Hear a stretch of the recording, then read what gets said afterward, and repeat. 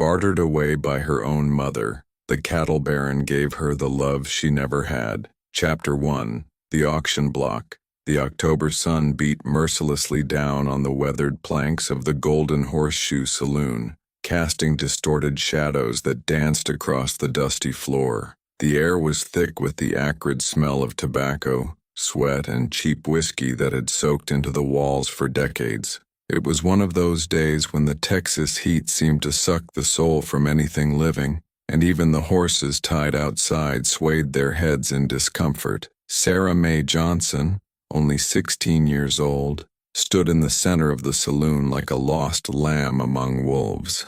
Her hands trembled as she clutched a small cloth bag containing her only possessions, a patched dress, a faded rag doll, and a yellowed letter she'd never learned to read. Her green eyes, which had once sparkled with childhood innocence, now reflected only fear and resignation. "Gentlemen, gentlemen," shouted Jeremiah Hawkins, the local auctioneer, banging his wooden gavel against the sticky counter. "We have here a young woman, strong and healthy, good for domestic work, cooking, and, well, you know what else a pretty girl like this is good for." Raucous laughter echoed through the saloon, making Sarah shrink even further into herself. She could feel the lecherous stares of the men present, each one evaluating her as if she were a mare at the horse market.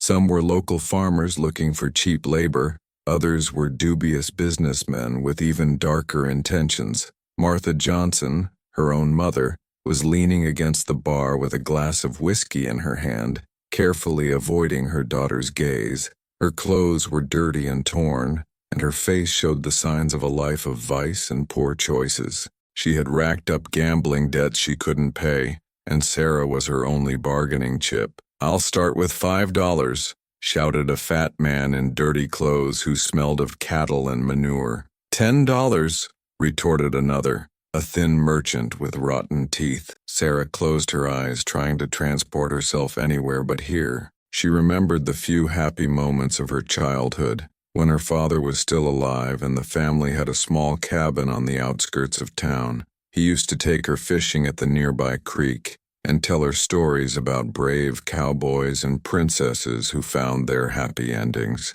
$15. The harsh voice of a scarred man made Sarah open her eyes again. He was looking at her with an intensity that made her feel even more vulnerable. The auction continued for several torturous minutes, with bids rising slowly. Sarah could hear her mother whispering nervously with the bartender, probably calculating how much money she'd get from her daughter's sale. With each bid, the young woman's heart sank deeper, knowing that her life was being decided by strangers who saw her only as property. It was then that the saloon door opened with a loud creak, and a sudden silence fell over the room. All eyes turned to the man who had just entered. He was tall, with broad shoulders and a presence that commanded immediate respect. His leather boots beat rhythmically on the wooden floor as he walked confidently toward the center of the saloon. William Bill Thornton was known throughout the county as the most respected and feared cattle baron in Texas.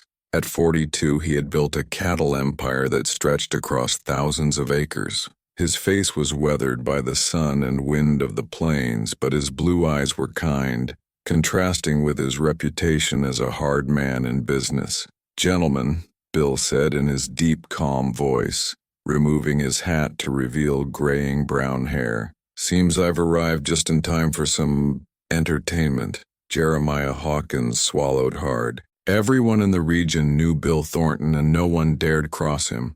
"Mr. Thornton, what an honor to have you here. We were just, well, conducting a small business transaction."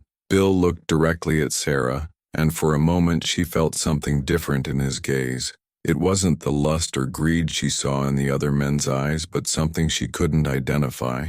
Compassion, protection. "What's the current bid?" Bill asked, keeping his eyes fixed on Sarah. $25, sir," Hawkins replied nervously. $50, Bill said without hesitation. A murmur of surprise rippled through the saloon. $50 was a considerable sum, more than many men earned in an entire month. "55, shouted the scarred man, clearly irritated by the interference. Bill turned slowly to face him. $100, he said with a calm that made the air even more tense. The silence that followed was deafening. $100 was a fortune, and everyone knew that no one there had the courage or resources to compete with the cattle baron. The scarred man muttered something inaudible and backed away, defeated. $100 going once. $100 going twice. Hawkins looked around the saloon, but no one dared make another bid. Sold to Mr. William Thornton.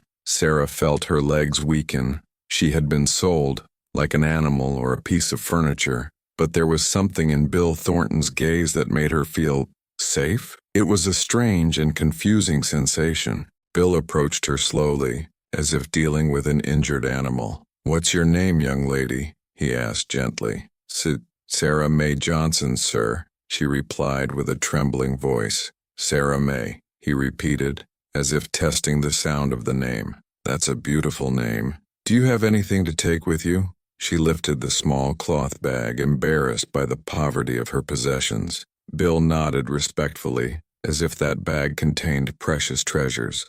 Martha Johnson approached, staggering, clearly intoxicated. "Thornton, you made a good deal. She's strong, knows how to cook and clean. She'll be useful on your ranch." Bill looked at Martha with barely disguised disgust. "Ma'am, I don't believe we need to discuss this any further." He reached into his vest pocket and pulled out a leather wallet, counting out $100 in bills and coins. "Here's your payment." Martha grabbed the money eagerly, not even looking at her daughter one last time. "Pleasure doing business with you, Thornton." She turned and headed straight for the bar, already planning how to spend her newfound wealth. Sarah watched her mother walk away, feeling a mixture of pain and relief. The woman who had given her life had just sold her to the highest bidder without a second thought. Yet somehow, standing next to this imposing stranger, she felt safer than she had in years. "Sarah May," Bill said softly, drawing her attention back to him. "I know this is frightening, but I want you to know that you're safe now. No one will hurt you while you're under my protection." She looked up at him, searching his face for any sign of deception. All she found was sincerity, and something that looked almost like kindness. It had been so long since anyone had shown her genuine kindness that she wasn't sure she recognized it anymore. What do you want me to do?" she asked, her voice barely above a whisper. "For now, just come with me. We'll figure out the rest as we go." He gestured toward the door. "My wagon is outside. Are you ready to leave this place?" Sarah looked around the saloon one last time. The men were already returning to their drinks and card games, having lost interest in the spectacle. Her mother was at the bar, laughing loudly with a group of strangers. There was nothing left for her here. "Yes, sir," she said, clutching her bag tighter. "I'm ready." Bill placed a gentle hand on her shoulder, guiding her toward the door. "Please, call me Bill. And Sarah May, you don't belong to anyone anymore. You're free to make your own choices from now on." As they stepped out into the blazing Texas sun, Sarah felt the weight of her old life falling away like chains. She didn't know what lay ahead, but for the first time in years, she felt a tiny spark of hope flickering in her chest. The wagon was indeed waiting outside, a sturdy vehicle pulled by two strong horses. Bill helped her up onto the seat beside him, his touch respectful and careful. As they began to move away from the saloon, Sarah couldn't help but look back one last time at the place where her childhood had truly ended. "Don't look back, Sarah May," Bill said quietly, noticing her backward glance. "That part of your life is over now. We're heading towards something better." As the wagon rolled through the dusty streets of the small Texas town, Sarah found herself stealing glances at the man beside her. He was nothing like what she had expected. His hands on the reins were gentle but firm, and he hummed a soft tune as they rode. When he caught her looking, he smiled, a real warm smile that reached his eyes.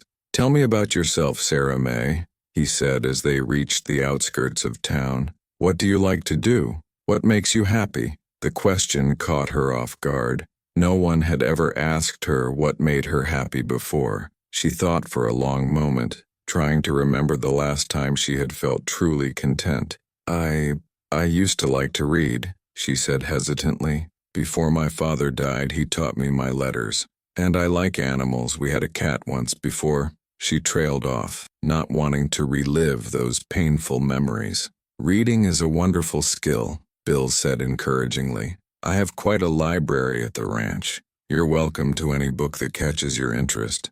And we have plenty of animals. Horses, cattle, dogs, cats, even some chickens. I think you'll find no shortage of creatures to befriend. Sarah felt that spark of hope grow a little brighter. Really? You wouldn't mind? Mind? Sarah May? I'd be delighted. A ranch is no place for someone who doesn't love animals. He glanced at her with another one of those warm smiles. I have a feeling you're going to fit in just fine.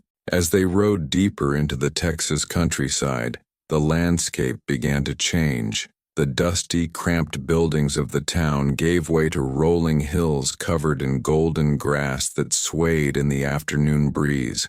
In the distance, Sarah could see cattle grazing peacefully, and the sight filled her with an unexpected sense of peace. How far is your ranch? She asked, beginning to relax for the first time all day.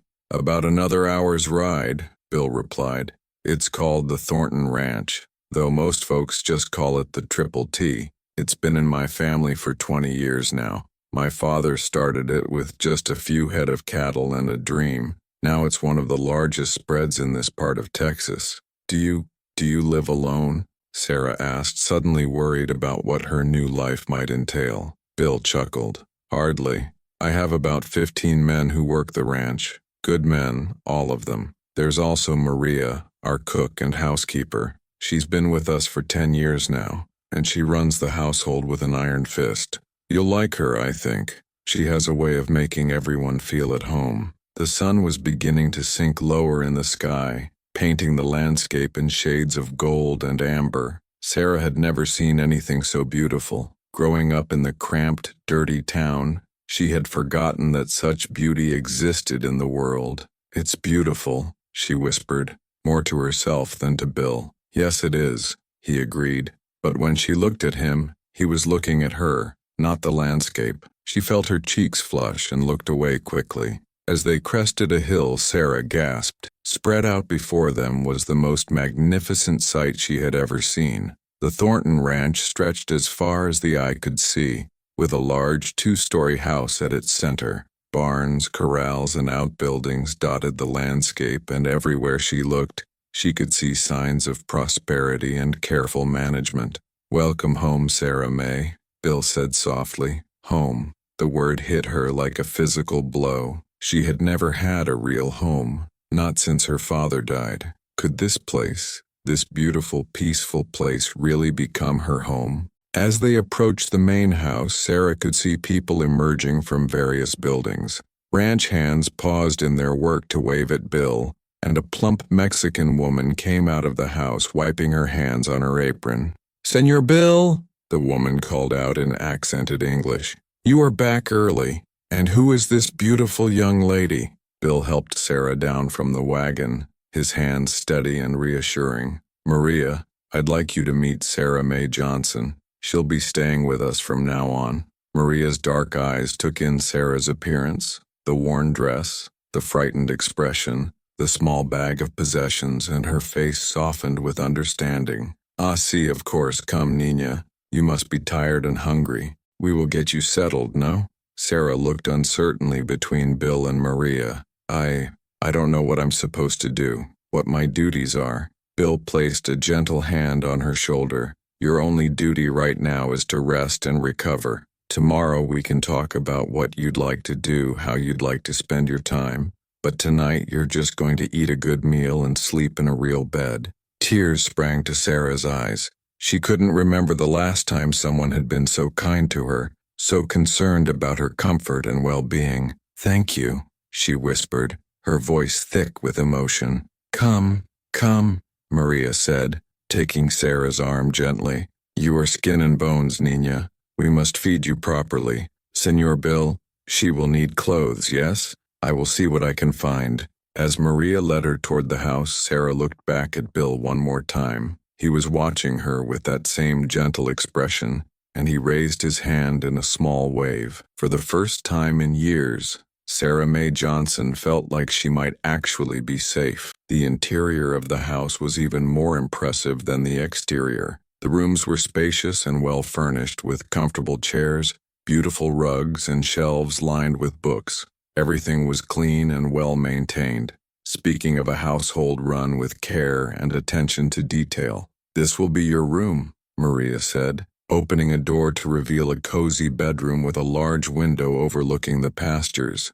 "It has not been used in some time, but it is clean and comfortable. Tomorrow we will see about getting you some proper clothes and anything else you might need." Sarah set her small bag on the bed and looked around in wonder. The room was larger than the entire cabin she had shared with her mother. The bed was covered with a beautiful quilt, and there was even a small desk by the window where she could sit and read. "I don't understand," she said, turning to Maria. "Why is he being so kind to me? What does he want in return?" Maria's expression grew serious. "Senor Bill is a good man, Nina. He has seen much sadness in his life, and it has made him, how do you say, protective of those who cannot protect themselves. He wants nothing from you except to see you happy and safe. But I was sold to him. I'm his property now." "No," Maria said firmly. "You are not property. You are a young woman who deserves respect and kindness. Senor Bill, he does not believe in owning people. You are free to leave whenever you wish, though I hope you will stay. This house, it needs the laughter of a young woman." Sarah sank onto the bed, overwhelmed by everything that had happened. Just this morning, she had been a piece of property being auctioned off to the highest bidder. Now she was in a beautiful room, being treated with kindness and respect by people who barely knew her. "I don't know how to be free," she admitted quietly. "I've never had choices before." Maria sat beside her on the bed, her motherly instincts taking over. "Then you will learn, poco a poco, little by little. For now, you rest. Tomorrow is a new day, and with it will come new possibilities." As the sun set over the Texas plains, Sarah Mae Johnson lay in her new bed, staring out the window at the star-filled sky. For the first time in years, she wasn't afraid of what tomorrow might bring. Instead, she felt something she had almost forgotten existed: hope. Chapter 2. Dawn on the Ranch. The first thing Sarah noticed when she woke was the silence. Not the oppressive, fearful silence of her mother's cabin, but a peaceful quiet broken only by the gentle sounds of morning on a working ranch. Birds chirped outside her window, and in the distance she could hear the lowing of cattle and the soft voices of men beginning their daily work. Sunlight streamed through the lace curtains, casting dancing patterns on the wooden floor. Sarah lay still for a moment, almost afraid to move, worried that if she did, this beautiful dream would shatter and she would find herself back in that awful saloon. A gentle knock on her door made her sit up quickly. "Sarah Mae? Are you awake, Nina?" Maria's voice was soft and caring. "Yes, ma'am," Sarah called out, her voice still thick with sleep. "I have brought you some clothes. May I come in?" Sarah scrambled out of bed, suddenly aware of her wrinkled dress and disheveled appearance. "Yes, please come in." Maria entered carrying an armload of clothing. "These belong to Senor Bill's sister, Elena. She was about your size, I think. She would be happy to know they are being put to good use again." Sarah's eyes widened as Maria laid out the clothes on the bed. There were several dresses in beautiful fabrics, a riding skirt, blouses, and even undergarments that looked brand new. I can't take these. They're too fine for someone like me." "Tonterías!" Maria exclaimed, waving her hand dismissively. "Nonsense. You are a young lady and you deserve to dress like one. Besides, Senor Bill specifically asked me to make sure you had everything you needed." "Where is his sister now?" Sarah asked, running her fingers over the soft fabric of a blue cotton dress. Maria's expression grew sad. "She died of fever 3 years ago. She was a beautiful girl full of life and laughter. Senor Bill, he loved her very much. She was the only family he had left." Sarah felt a pang of sympathy for the man who had rescued her. She understood the pain of losing family, though in her case it felt more like her family had lost her. "I'm sorry. That must have been very difficult for him. See, it was. But he is strong, and he carries on. Now you get dressed, and then come down for breakfast. I have made huevos rancheros and fresh biscuits. You need to put some meat on those bones. After Maria left, Sarah carefully selected the blue dress and matching undergarments. The fabric felt like silk against her skin, and when she looked at herself in the small mirror above the washstand, she barely recognized the young woman staring back at her. The dress fit perfectly, accentuating her slim figure and bringing out the green of her eyes. She braided her long brown hair and pinned it up as best she could, then made her way downstairs. The smell of cooking food made her stomach growl loudly, reminding her that she had barely eaten anything the day before. The kitchen was a warm, welcoming space with a large wooden table, copper pots hanging from hooks, and a massive stove that radiated heat. Maria was bustling about, humming a Spanish song as she cooked. "Ay, qué bonita!" Maria exclaimed when she saw Sarah. "How beautiful you look. The dress, it fits you perfectly. Now sit and eat." Sarah sat at the table, feeling awkward and out of place. She had never eaten in such a fine kitchen before, and she wasn't sure of the proper etiquette. Maria seemed to sense her discomfort and sat down across from her with her own plate. "Do not be nervous, Nina. This is your home now. You eat when you are hungry, you rest when you are tired, and you do what makes you happy. It is not complicated." The food was delicious, the best Sarah had ever tasted. The eggs were perfectly cooked, the salsa had just the right amount of spice, and the biscuits were light and fluffy. She ate slowly, savoring every bite. "Where is Mr. Thornton?" she asked between bites. "Senor Bill, he is out with the men, checking on the cattle. There was a storm last week and some of the fences were damaged. He'll be back for lunch." Maria refilled Sarah's coffee cup. "He asked me to show you around the ranch today if you would like. He thought you might enjoy seeing the animals." Sarah's face lit up. "I would love that. I've never seen a real cattle ranch before." After breakfast, Maria led her outside into the crisp morning air. The ranch was even more impressive in daylight than it had been the evening before.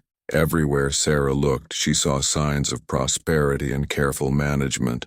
The buildings were well maintained, the fences were sturdy, and the animals looked healthy and well cared for. "Senor Bill, he built all this from nothing," Maria explained as they walked toward the horse corrals. "When he was young, he worked for other ranchers, learning everything he could. He saved every penny for years until he had enough to buy this land. Now look at it, one of the finest ranches in Texas." They stopped at a corral where several horses were grazing peacefully. Sarah had always loved horses, though she had rarely had the opportunity to be around them. These were beautiful animals, strong, well-muscled, with shiny coats that spoke of excellent care. "That one there, the black mare, she is called Estrella," Maria said, pointing to a particularly beautiful horse. "She was Señorita Elena's favorite. No one has ridden her since Elena died." Sarah approached the fence slowly, not wanting to startle the animals.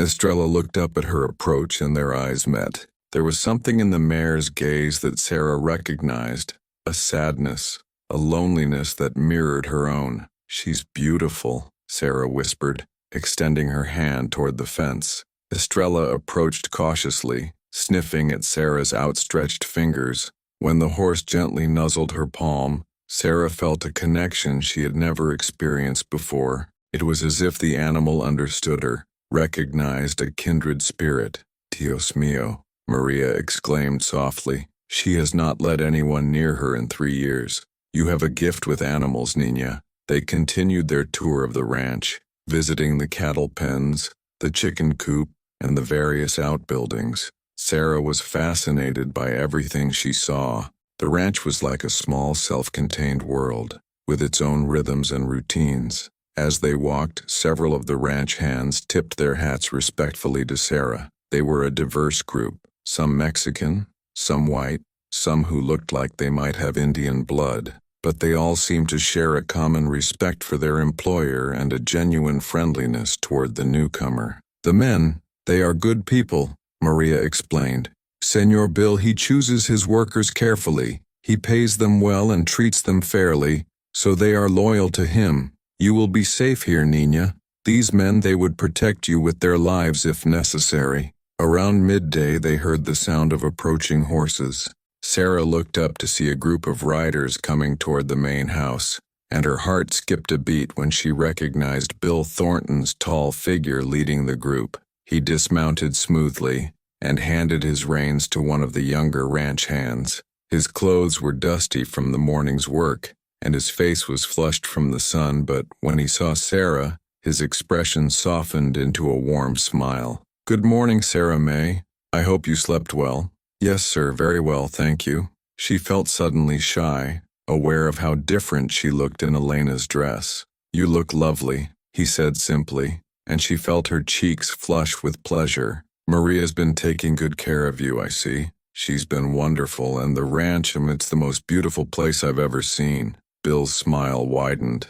"I'm glad you like it. Would you like to join me for lunch? I'd love to hear what you think of your new home." They ate on the wide front porch, overlooking the pastures where cattle grazed peacefully in the afternoon sun. Maria had prepared a simple but delicious meal of beef stew, cornbread, and fresh vegetables from the ranch's garden. "Tell me about yourself, Sarah May," Bill said as they ate. "What was your life like before yesterday?" Sarah hesitated, not sure how much she wanted to reveal about her painful past, but there was something about Bill's gentle manner that made her feel safe enough to share. "My father died when I was 12, she began slowly. "He was a good man, kind and gentle. He taught me to read and write, and he always made me feel loved and protected. After he died, my mother, she changed. She started drinking and gambling, and she blamed me for everything that went wrong in her life." Bill's jaw tightened,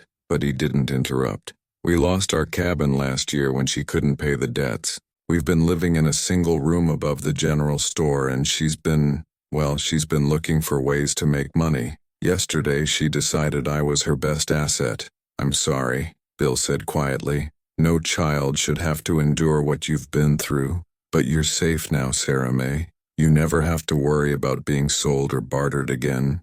"But I don't understand," Sarah said, setting down her fork. "Why did you pay so much for me? What do you expect in return?" Bill was quiet for a long moment, staring out at the pastures. When he finally spoke, his voice was thoughtful and sad. "I told you about my sister, Elena. She was 10 years younger than me, and after our parents died, I raised her myself. She was the light of my life, always laughing, always finding joy in the smallest things. When she died, I thought I would never feel happiness again." He turned to look at Sarah directly. "Yesterday, when I saw you standing in that saloon, so frightened and alone, I saw something in your eyes that reminded me of Elena. Not sadness, but potential, the possibility of joy, if given the chance to flourish." Sarah felt tears prick her eyes. "So you bought me out of pity?" "No," Bill said firmly. "I bought you out of hope. Hope that maybe in helping you find happiness, I might find some peace for myself, and maybe, just maybe, this big empty house might feel like a home again." They sat in comfortable silence for a while, watching the cattle graze and listening to the sounds of the ranch. Sarah felt something shifting inside her, a gradual loosening of the tight knot of fear and mistrust that had lived in her chest for so long. "What would you like me to do?" she asked finally. "How can I earn my keep here?" Bill smiled. "You don't need to earn anything, Sarah May. You're not a servant or an employee. I suppose you're family now. But if you want to contribute, there are plenty of ways you can help. Maria could use assistance in the house, or if you're interested, I could teach you about ranch work. Some of the most successful ranchers I know are women." The idea of learning about ranch work excited Sarah more than she expected. "I'd like that. I've always been curious about how everything works. Then we'll start tomorrow. But for now, why don't you rest? It's been a big change for you, and you need time to adjust." As Sarah made her way back to her room, she felt lighter than she had in years. For the first time since her father's death, she had hope for the future. She had a safe place to live, kind people who cared about her welfare, and the possibility of learning new skills and finding her place in the world. That afternoon, she sat by her window reading one of the books from Bill's library, a collection of poetry that spoke to her soul. Outside, she could see the ranch hands going about their work, and in the distance, the cattle moved slowly across the golden grassland. As the sun began to set, painting the sky in brilliant shades of orange and pink, Sarah Mae Johnson realized that for the first time in her life she was truly free. Free to make choices, free to dream, and free to become whoever she wanted to be. The thought was both exhilarating and terrifying, but as she watched Bill Thornton ride back toward the house, his tall figure silhouetted against the sunset, she felt a warmth in her chest that she was beginning to recognize as hope. Chapter 3. Learning to Belong. 3 weeks had passed since Sarah's arrival at the Triple T Ranch, and the rhythm of ranch life was beginning to feel natural to her. She woke each morning to the sound of roosters crowing and the gentle murmur of men preparing for the day's work. The fear that had once consumed her was slowly being replaced by something she had never experienced before, a sense of belonging. True to his word, Bill had begun teaching her about ranch operations. Every morning after breakfast, she would join him as he made his rounds, checking on the cattle, inspecting fences, and overseeing the various tasks that kept the ranch running smoothly. The key to successful ranching, Bill explained as they rode side by side across the pasture, is understanding that everything is connected. The health of the grass affects the health of the cattle, which affects the health of the ranch, which affects the livelihood of everyone who depends on it. Sarah listened intently, absorbing every word. She had discovered that she had a natural aptitude for the work, and Bill was an excellent teacher, patient, thorough, and encouraging. He never made her feel stupid for asking questions, no matter how basic they might seem. "How do you know which cattle are healthy just by looking at them?" she asked as they paused near a group of grazing steers. "Experience, mostly," Bill replied, dismounting to get a closer look at one of the animals. "But there are signs to watch for. See how this one's coat is shiny and his eyes are bright? That's a healthy animal. If you see dull coats, listless behavior, or animals that separate themselves from the herd, those are warning signs." Sarah had been riding Estrella, the black mare that had belonged to Bill's sister. The horse had taken to her immediately, and Bill had been amazed at the bond that had formed between them. "Elena would have loved seeing you with Estrella," he had told her one morning as he watched Sarah brush the mare's coat. She always said that horses could sense the goodness in people's hearts. The comment had made Sarah blush with pleasure. It had been so long since anyone had spoken of her having goodness in her heart that she had almost forgotten it was possible. Her relationship with Maria had also deepened over the weeks. The older woman had taken on an almost maternal role, teaching Sarah not just about cooking and housekeeping, but about life itself. "A woman must be strong," Maria would say as they worked together in the kitchen.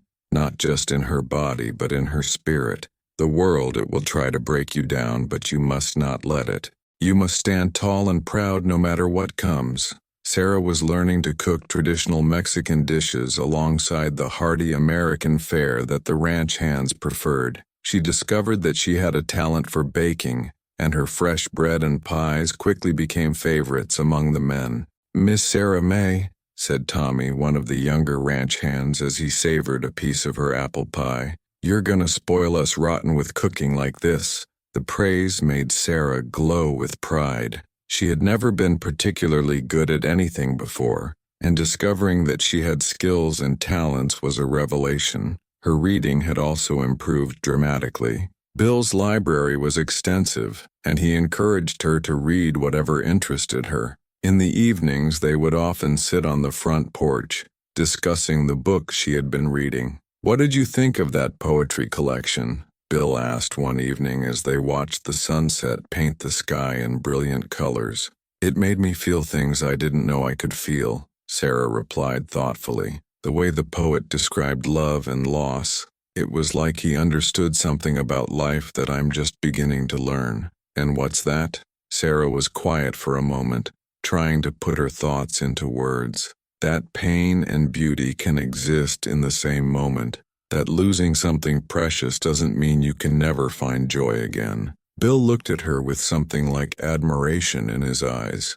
That's a very wise observation, Sarah May. It took me years to learn that lesson. Their conversations had become one of Sarah's favorite parts of the day. Bill was intelligent and well-read, but he never made her feel inferior for her lack of formal education. Instead, he seemed genuinely interested in her thoughts and opinions. One morning, as they were checking on a section of fence that had been damaged in a recent storm, they encountered a group of men on horseback approaching from the east. Sarah felt a familiar flutter of anxiety in her chest. Strangers still made her nervous.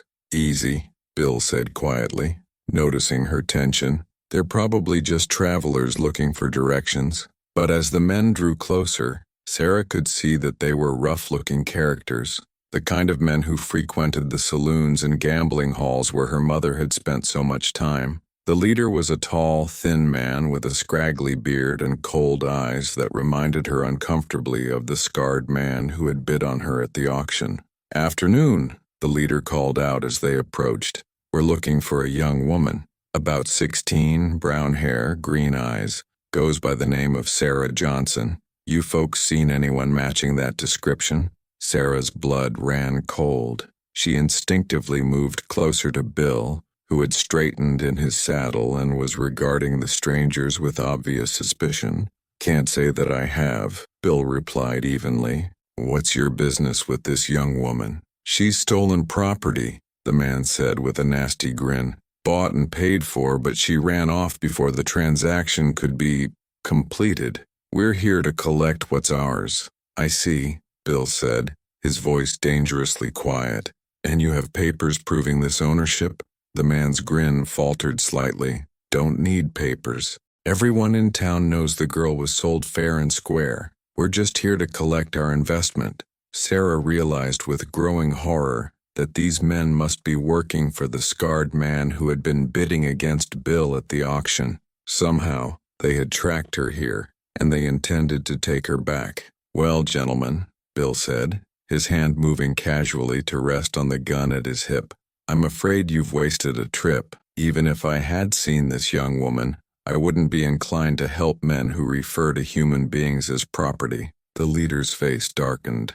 "Now see here, mister. We don't want any trouble, but we're not leaving without what we came for. And I'm telling you that you're not taking anything from my land," Bill replied, his voice steel-hard. "I suggest you turn around and ride back the way you came." The tension in the air was palpable. Sarah could see the other ranch hands in the distance, and she knew that if trouble started, Bill wouldn't be facing these men alone. But she also knew that violence would solve nothing and might only make things worse. "Please," she said quietly, speaking for the first time since the men had arrived. "There's no need for anyone to get hurt."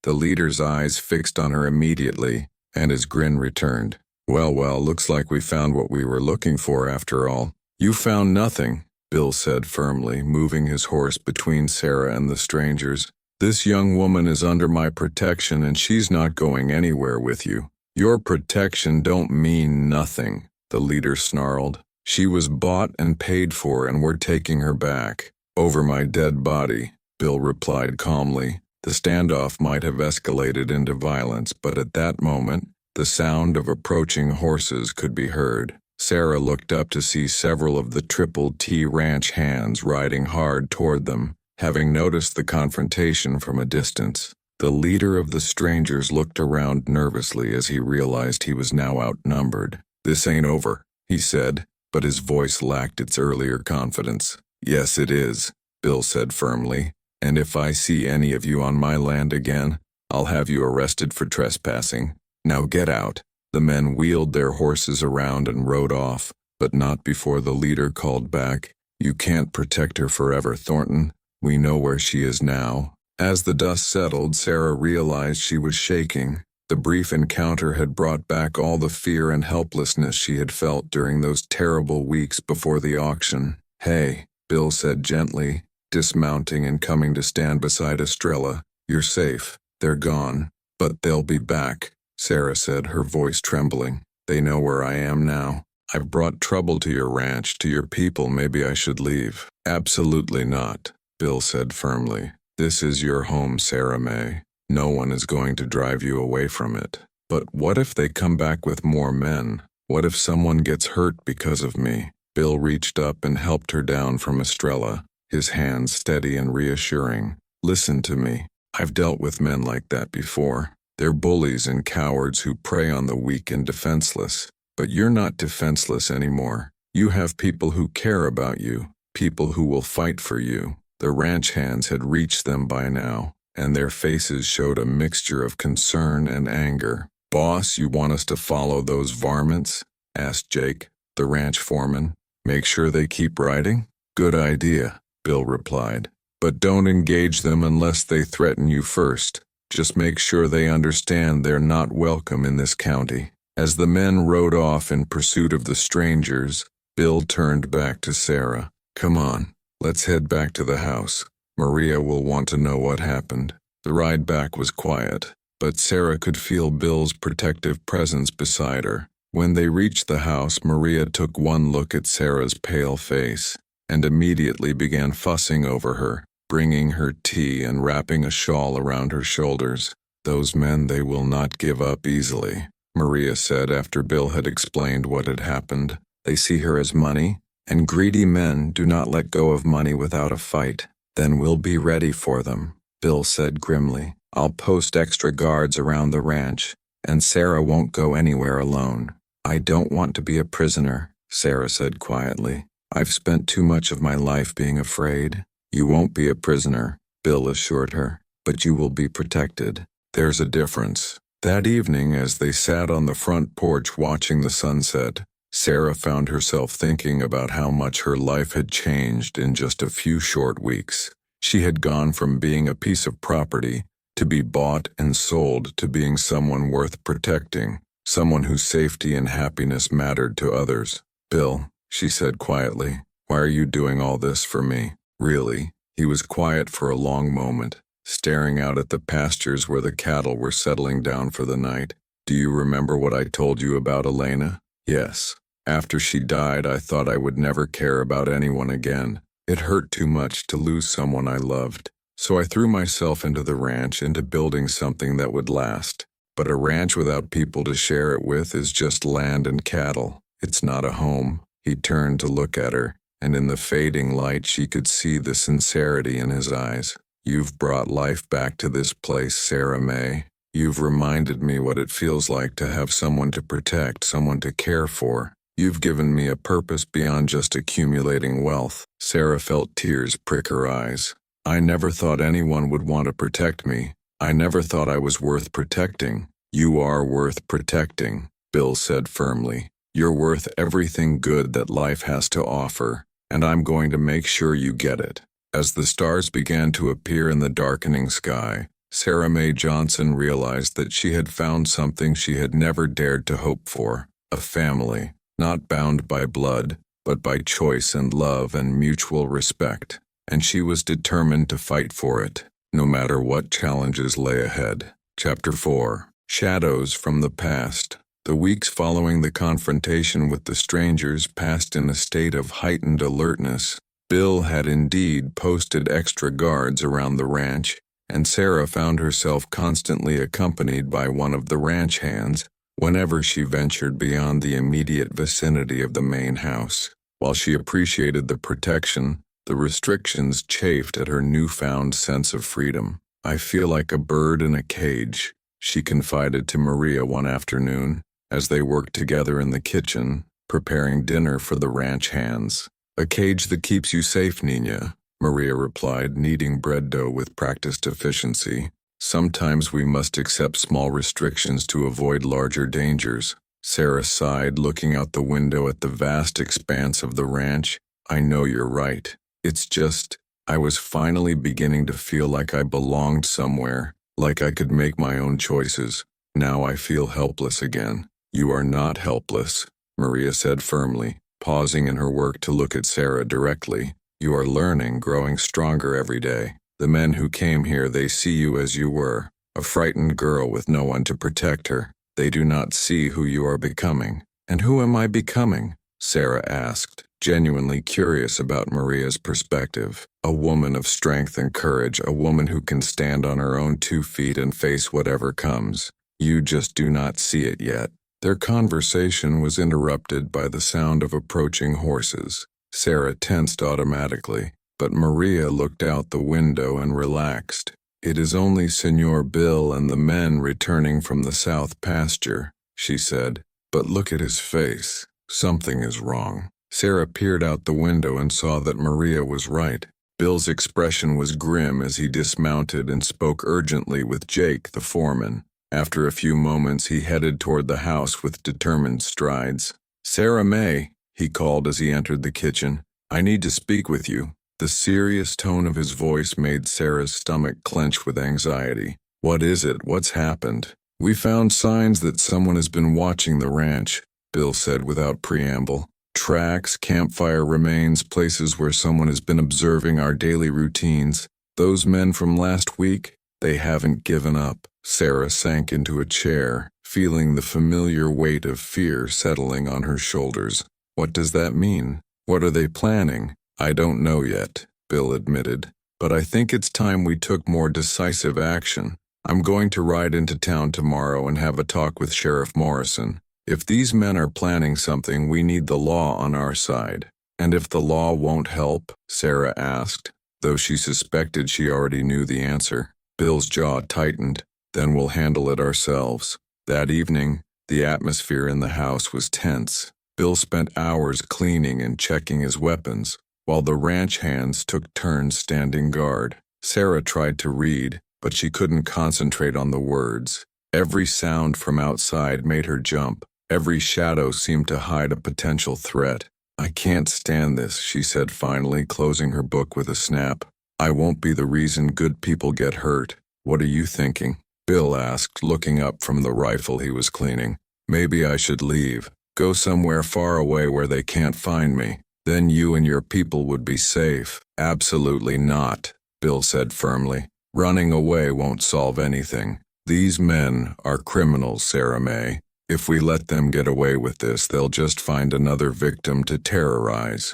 "But what if they come with more men? What if there's a fight and someone gets killed?" Bill set down his rifle and came to sit beside her on the sofa. "Sarah May, do you trust me?"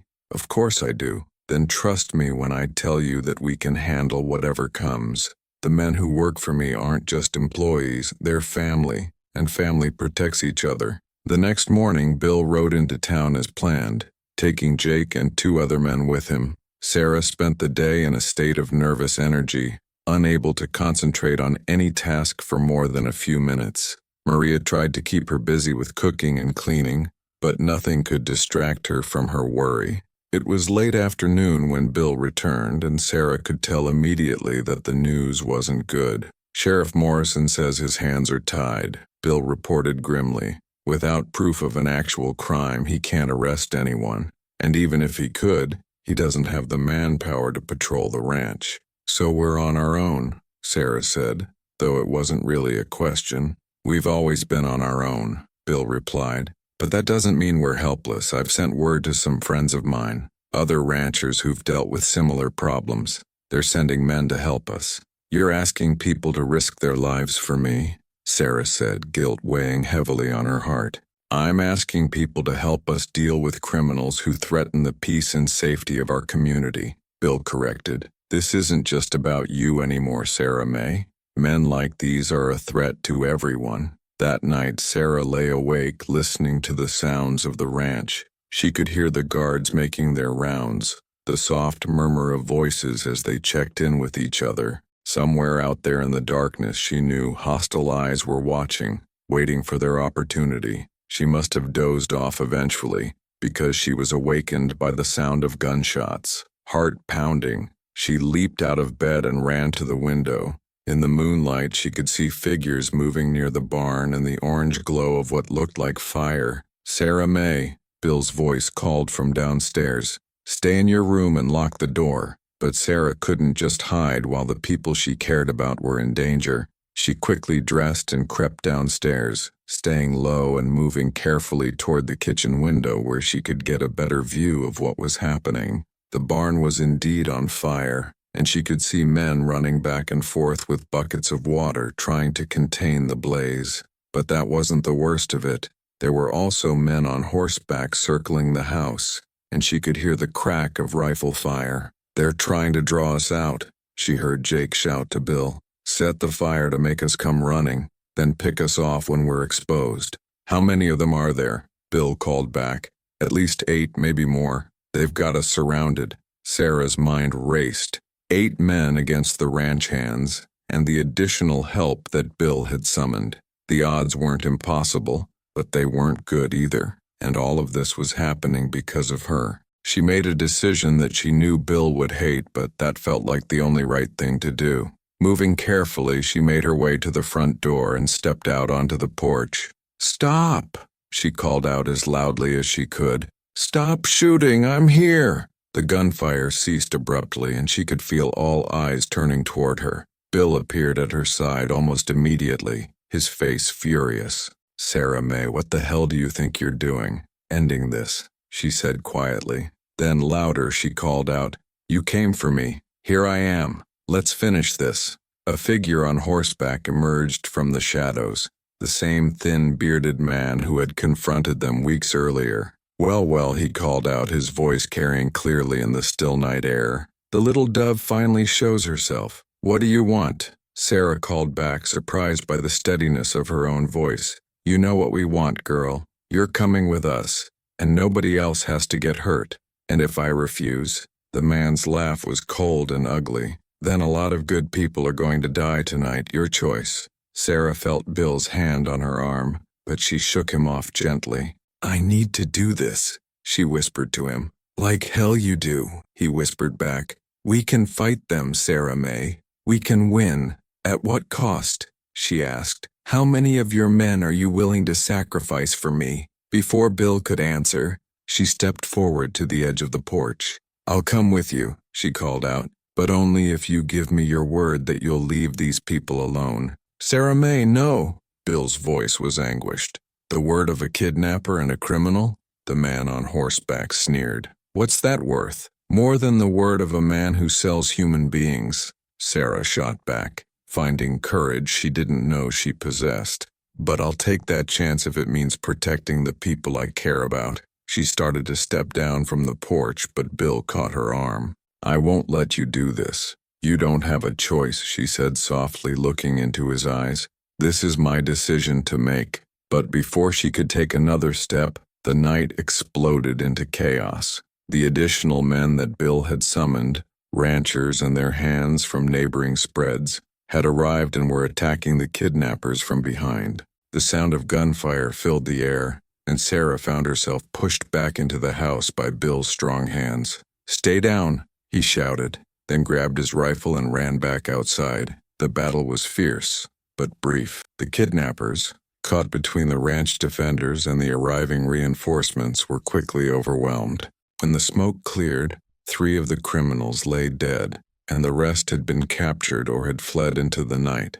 Sarah emerged from the house to find Bill directing the cleanup efforts. The barn fire had been contained, though part of the structure was damaged. More importantly, none of the ranch hands had been seriously injured. "Is it over?" she asked quietly as Bill approached her. "This part of it is," he replied, pulling her into his arms. "But Sarah May, don't you ever do anything that foolish again. You could have been killed. I couldn't let you and your men die because of me," she said, her voice muffled against his chest.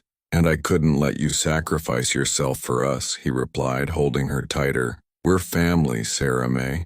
Family doesn't abandon each other." As the sun rose over the Texas plains, painting the sky in shades of gold and pink, Sarah Mae Johnson realized that she had found something worth fighting for. Not just her own freedom, but the love and loyalty of people who had chosen to stand by her when she needed them most. The shadows from her past might never completely disappear, but she was no longer the frightened, helpless girl who had been sold at auction. She was a woman with a family, a home, and the strength to defend both. Chapter 5: Standing Ground. The aftermath of the night attack brought both relief and renewed determination to the Triple T Ranch. While the immediate threat had been neutralized, everyone understood that the larger problem remained unsolved. The leader of the kidnappers, the thin, bearded man who had orchestrated the assault, had escaped in the chaos, and his words echoed ominously in Sarah's mind.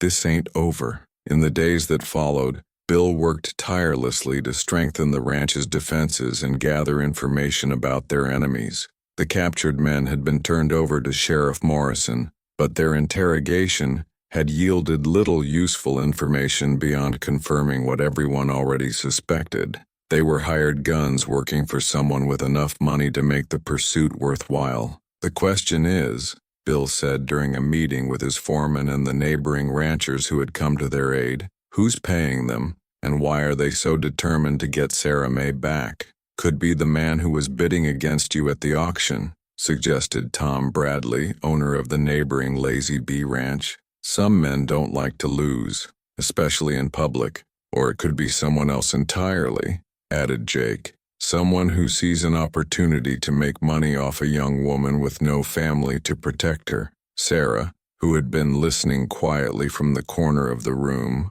finally spoke up. It doesn't matter who's behind it. What matters is that it ends here. I won't live in fear anymore, and I won't let the people I care about live in danger because of me. The men in the room looked at her with a mixture of admiration and concern. Over the past few months, they had all watched her transformation from a frightened, broken girl into a confident young woman. But they also knew that confidence alone wouldn't be enough to face the challenges ahead.